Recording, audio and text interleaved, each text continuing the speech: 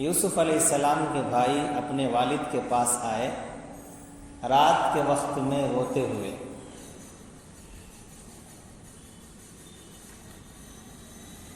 برادران یوسف نے یوسف کے ساتھ جو منصوبہ بنایا تھا باپ سے دور کرنے کا، کنویں میں ڈال دینے کا اور ہمیشہ کے لیے طویل جدائی کا جو فیصلہ کیا، اس پر انہوں نے عمل تو کر لیا، مگر یہ واپس لوٹنے کے بارے میں سوچ رہے تھے اب جا کر ابا سے کیا کہیں، کیا جواب دیں، کیونکہ والد صاحب بڑی شدت سے محبت سے بھیجنے تیار نہیں تھے۔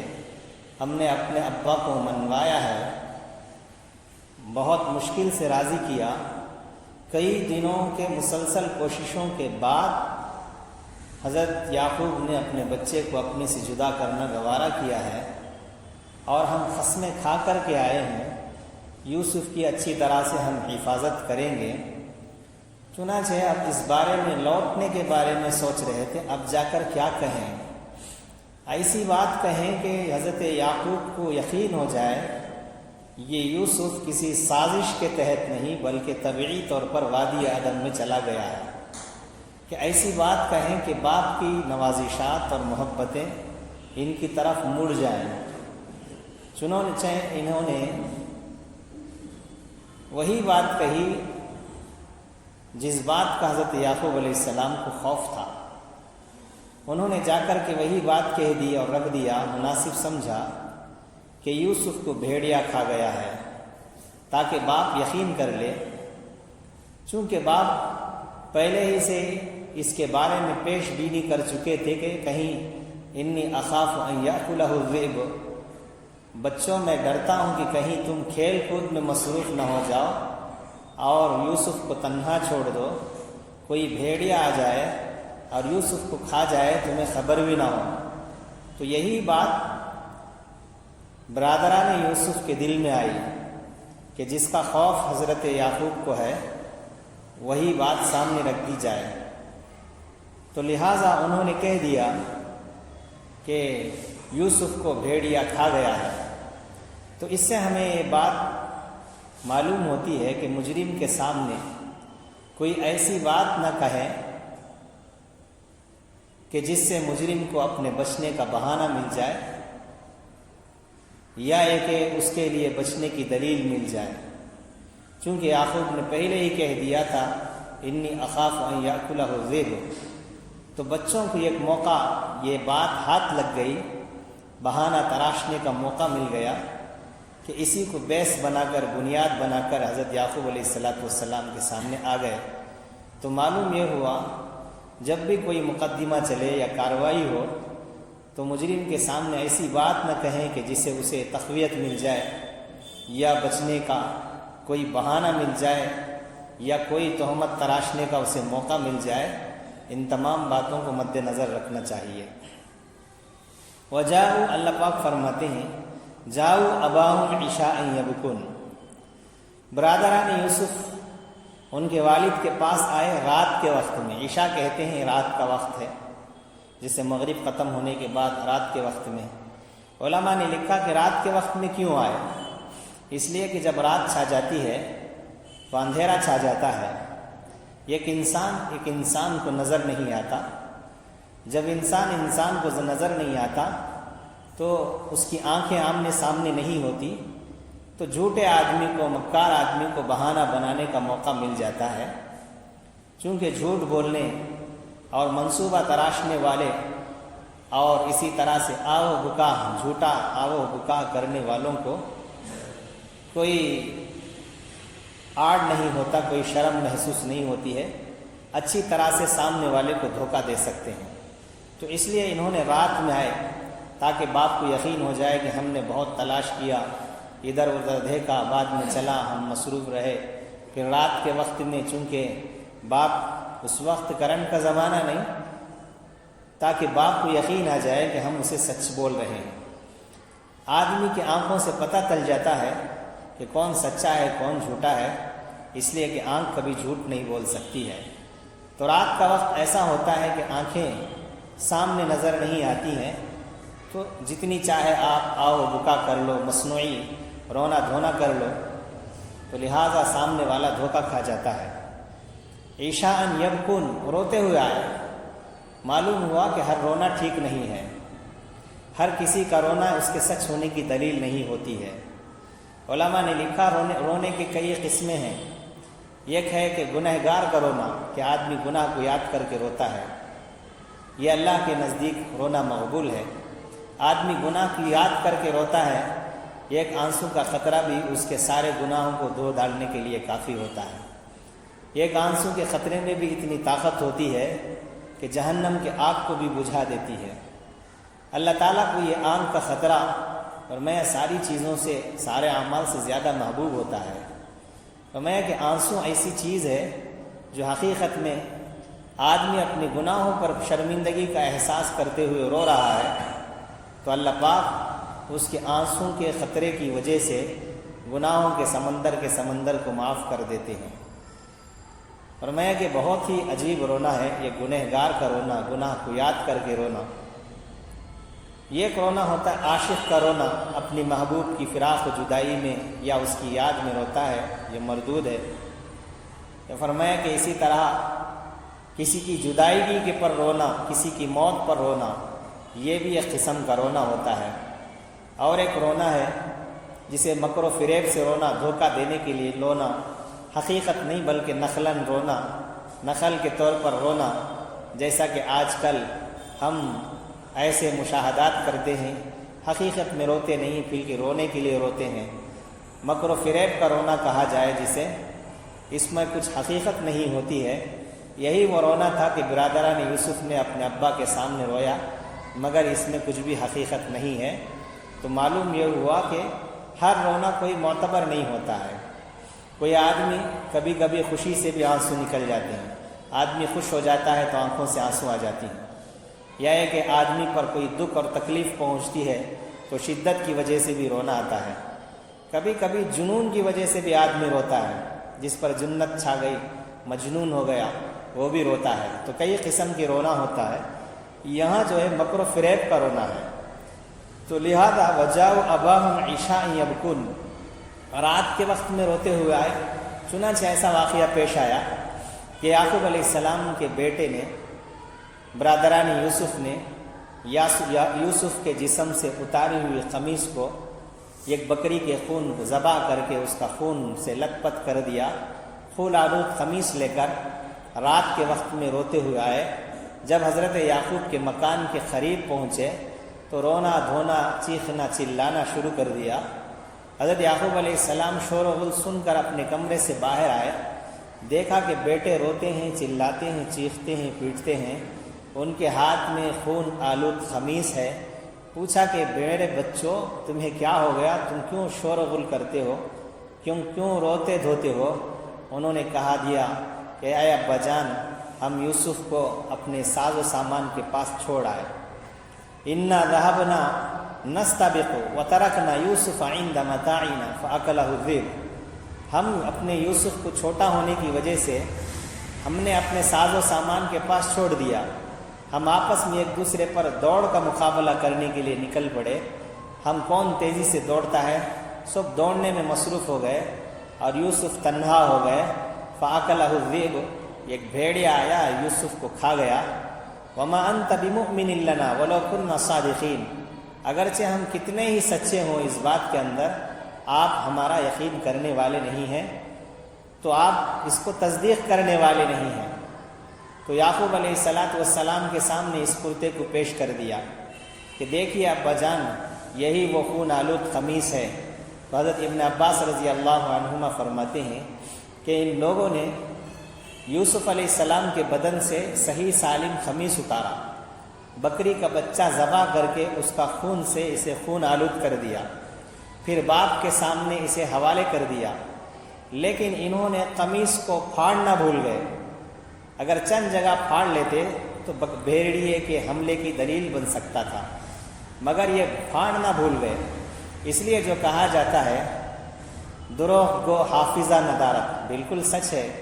جو آدمی جھوٹا ہوتا ہے اس کی عقلیں کام نہیں کرتی ہیں، یہ کیا کہہ رہا ہے، یہ کیا بول رہا ہے۔ اس کے زبان کا تعلق اس کے دل سے، اس کے دماغ سے نہیں ہوتا، جھوٹ میں کچھ بھی بک دے گا۔ جھوٹا آدمی یہی سمجھتا ہے کہ میری بات کو کسی بھی طرح ثابت کر دوں، حالانکہ وہ مقدمے کے اور پہلوؤں سے غافل ہو جاتا ہے۔ اس لیے کہتے ہیں دروغ گو حافظہ ندارت، جھوٹا آدمی کبھی حافظہ نہیں رکھتا ہے، چونکہ ایک واقعے کے مختلف پہلو ہوا کرتے ہیں، ایک واقعے کے مختلف کوائف اور مسائل ہوتے ہیں۔ ایسا بہت کم ہوتا ہے کہ ان سب کو ایک فرضی کہانی میں سمویا جا سکے، اس لیے اس کے مختلف پہلو پر نظر کر لے۔ برادران یوسف اس نقطے سے غافل رہے۔ چنانچہ اگر یہ لوگ چند جگہ کرتے کو پھاڑ ہی لیتے تو بھیڑیے کے حملے کرنے کی دلیل بن جاتی تھی، مگر انہوں نے ایسا نہیں کیا، صحیح سالم کرتے پر خون لگا کر باپ کے حوالے کر دیا۔ سمجھدار اور تجربہ کار باپ کی نگاہ جب کرتے پر پڑی، وہ بھانپ لیا اور سمجھ گئے کہ بچے جھوٹ بول رہے ہیں، مجھے دھوکہ دے رہے ہیں، ہرگز اس کو بھیڑیا نہیں کھایا ہے۔ اس لیے کہ اگر بھیڑیا کھا جاتا تو قمیص کو پھٹ جانا چاہیے یا چند جگہ سے پھٹ جانا چاہیے، پنجوں کے اور ناخن کے نشان ہو جانا چاہیے۔ انہوں نے کہا کہ بل سورت لکم انفسکم امرا، میرے بچوں حقیقت یہ نہیں ہے، بلکہ تمہاری نفسانی ہوا و ہوس نے اس کو ایک مزین بنا دیا، یہ ایک بات بنا لی، اس طرح سے تم مجھے دھوکہ دے رہے ہو، یہ حقیقت نہیں ہے۔ حقیقت یہ ہے کہ تمہارے نفسوں نے تمہارے لیے ایک بات بنا لی اور پسندیدہ کر لیا ہے، یہ شیطانی سازشیں ہیں۔ اس لیے فرمایا کہ اگر بھیڑیا کھا جاتا تو قمیص کو چند جگہ پھٹ جانا چاہیے۔ کیا بھیڑیا ایسا ہے کہ پہلے یوسف سے صحیح سالم قمیص کو اتار لیا ہو، پھر اس کو چیرا پھاڑا کھا لیا اور قمیص خون آلود ہو گیا؟ کیا ایسا ہو سکتا ہے؟ یہ کیسے ممکن ہے کہ بچے کو بھیڑیا کھا جائے اور قمیص نہ پھٹے؟ لہٰذا تم جو کہہ رہے ہو کہ بھیڑیا کھا گیا ہے، کرتا اس کی تصدیق نہیں کرتا ہے۔ اگر کھا گیا ہے تو بھیڑیوں کے پنجوں اور دانتوں کے نشان ہونا چاہیے، کیوں نشان نہیں؟ تو اسی قرینے کی وجہ سے حضرت یعقوب علیہ السلام سمجھ گئے کہ بچے دھوکہ دے رہے ہیں۔ تو علماء نے یہاں لکھا ہے، کسی بھی واقعے کی صداقت کو جاننے کے لیے، کسی بھی واقعے کو پرکھنے کے لیے علامات و قرائن کو بھی اہمیت حاصل ہوتی ہے۔ لہذا علامات و قرائن کو بھی اسی وجہ سے فقہاء نے قرینہ قاطعہ یعنی واضح دلیل کو بھی فیصلہ کرنے کی ایک بنیاد قرار دیا ہے۔ علامہ عبید اللہ بن حسن بن دلال بن دلہم رحمۃ اللہ علیہ نے مستقل ایک اصول بنایا، قال الاصل ان للحالۃ من الدلالۃ کما للمقالۃ، فرمایا کہ حال بھی اسی طرح دلالت کرتا ہے جس طرح قول دلالت کرتا ہے۔ جس طرح بات سے گواہی ثابت ہوتی ہے، اسی طرح حالات سے بھی گواہی ثابت ہوتی ہے۔ تو مستقل ایک قرینہ بنایا، مستقل اسے سے اصل بنایا۔ اللہ کی طرف سے بھی ایک نظام ہوتا ہے۔ اکثر و بیشتر جب کوئی مجرم جرم کرتا ہے یا اپنے جرم پر پردہ ڈالتا ہے تو اس کی بعض علامتیں ایسی باقی رہ جاتی ہیں یا مجرم کی نگاہ سے چوک جاتی ہیں جو اس کی دروغ گوئی کو ظاہر کر دیتی ہیں۔ اب کیسا بھی کوئی قاتل ہو، قتل کر دیتا ہے تو کبھی ایسا نہیں ہوگا کہ وہ بالکل صفایا کر دے، کوئی دلیل نہ چھوڑے۔ کبھی ایسا نہیں ہوتا کہ بالکل اس جرم پر پردہ ڈال دے۔ کچھ نہ کچھ علامتیں ایسی پائی جاتی ہیں جو وہاں موجود ہوتی ہیں اور مجرم اسے بھول جاتا ہے، اللہ تعالیٰ اس کے دماغ سے اس چیز کو بھلا دیتے ہیں۔ یہ ہمیشہ سے چلا ہے اور چلتا رہے گا۔ اس لیے آج سائنس ہو یا اسے تلاش کرنے والے افراد ہوں، دیکھتے ہی پہچان لیں گے، اسے فوٹو پکڑیں گے، اسے کیمرہ میں اخذ کریں گے، بہت غور و خوض کے بعد پتہ چل جائے گا کہ اس جرم کے اندر کس کا ہاتھ ہے، چونکہ اللہ کی طرف سے پہلے ہی سے ایسا نظام چلتا ہے۔ تو لہٰذا انہوں نے یہاں مجرم کی نگاہ سے کچھ چیزیں بھول گئیں۔ برادران یوسف کو جلدی میں یہ پتہ نہیں چلا کہ کرتے کو پھاڑنا بھی چاہیے۔ ان کی عقل انہیں ساتھ نہیں دی کہ اس میں پیروں کے پنجوں کے دانتوں کے نشان بھیڑیے کا ہونا چاہیے، وہ بالکل بھول گئے۔ یہاں علماء لکھتے ہیں قاضی کو، منصف کو یا جج کو صرف گواہوں کی ظاہری عدالت یا بات سے ہم سچا نہیں سمجھنا چاہیے، بلکہ آثار کو دیکھنا چاہیے، قرائن کو دیکھنا چاہیے۔ یہ آثار و علامات و قرائن کیا کہہ رہے ہیں، واقعہ کیا ہوا ہوگا، صرف ان کی ظاہری بیان کو دیکھ کر کے کوئی فیصلہ نہ کرے۔ یہ سارا کب ہو سکتا ہے؟ اس وقت ہو سکتا ہے جب کہ یہ سارا نظم انصاف پر مبنی ہو، یا سارا فیصلہ انصاف پر مبنی ہو۔ اگر انصاف ہی ایسا ہے، اگر عدل ہی ایسا ہے جو بندوں کا بنایا ہوا گڑا ہوا ہے، تو پھر کیسے انصاف دے گا؟ چونکہ انصاف کے لیے، انصاف کسے کہتے ہیں؟ عدل کہتے ہیں۔ عدل کسے کہتے ہیں؟ برابری کو کہتے ہیں۔ آج جو وکیل صاحبان کہتے ہیں عوام کو انصاف ملنا چاہیے، انصاف تو عدل کو کہتے ہیں۔ عدل یہ کہ برابر سرابر تولا جائے، برابر سرابر حق دیا جائے۔ جب انصاف کی ترازو ہی ٹیڑھا ہو تو کیا آپ عدل دلا سکتے ہیں؟ کافروں اور غاصبوں کے قائم کردہ نظام عدل کیسے لوگوں کو انصاف دلا سکتا ہے؟ جب ترازو ہی ٹیڑھا ہے، جب کہ قانون ہی ٹیڑھا ہے، تو کسی کو کوئی صحیح انصاف نہیں دلا سکتا۔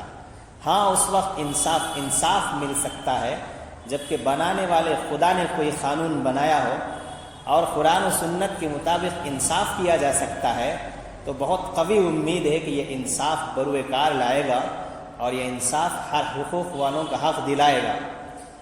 تو اس میں بہت سی باریکیاں ہیں۔ تو اللہ تعالیٰ فرماتے ہیں کہ جاؤ اباہم عشاء یبکون، رات میں روتے ہوئے آئے۔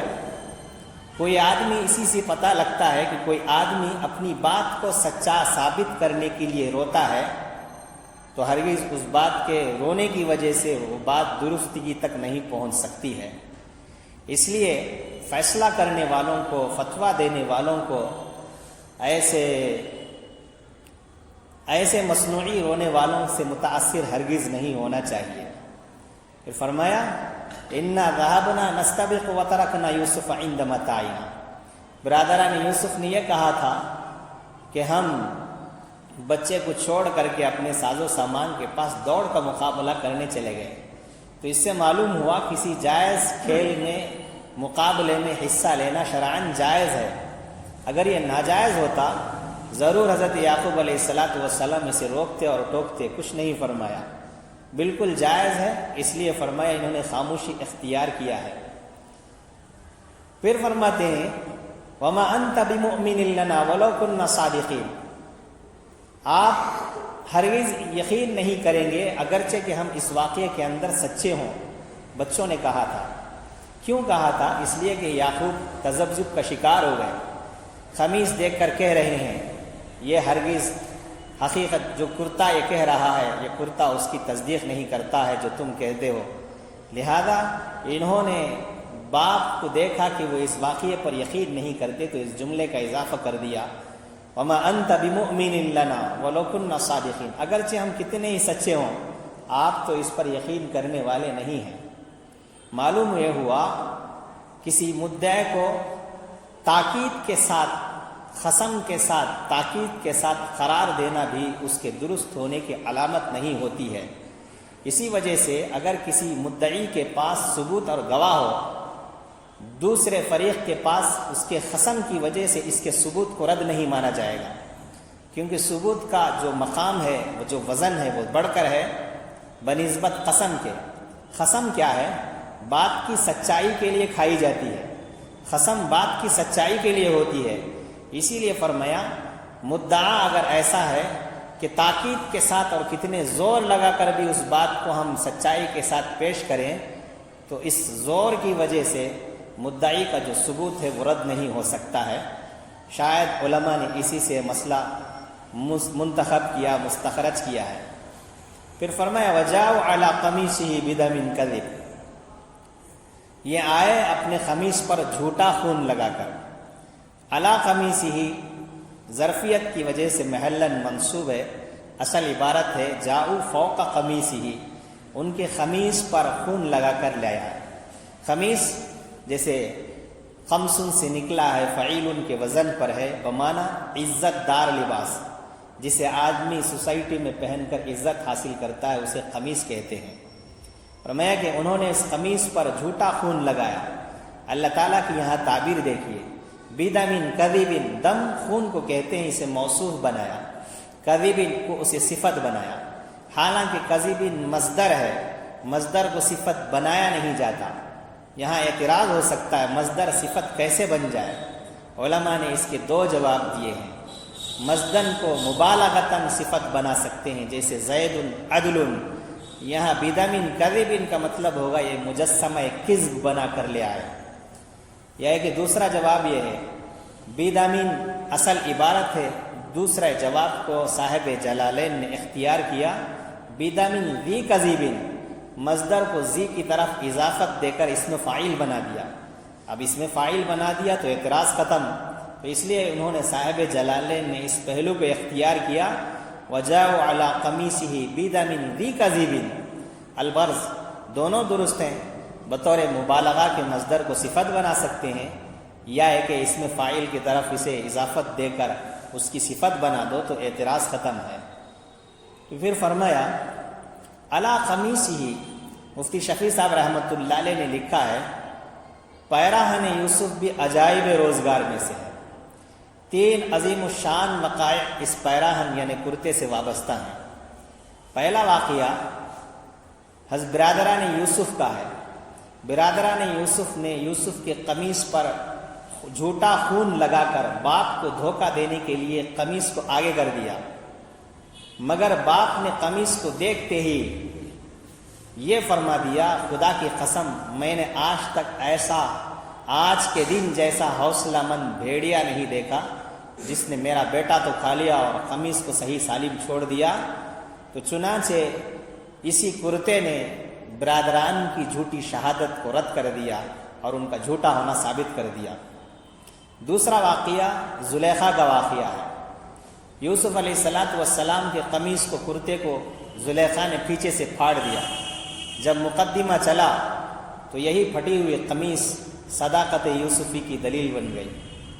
تیسرا واقعہ حضرت یعقوب علیہ السلام کی بینائی چلے گئی تو قمیص یوسفی کو حضرت یعقوب کے چہرے پر ڈالا گیا تو ان کی بینائی واپس آ گئی، تو لہٰذا یہ اعجاز میں سے ہے۔ یوسف کا کرتا خود ان کے معجزات میں شمار ہوتا ہے، یوسف کے کرتے نے اعجاز کا مظہر ثابت کر دیا ہے، تو لہذا ان کی بات سچائی ثابت ہوئی۔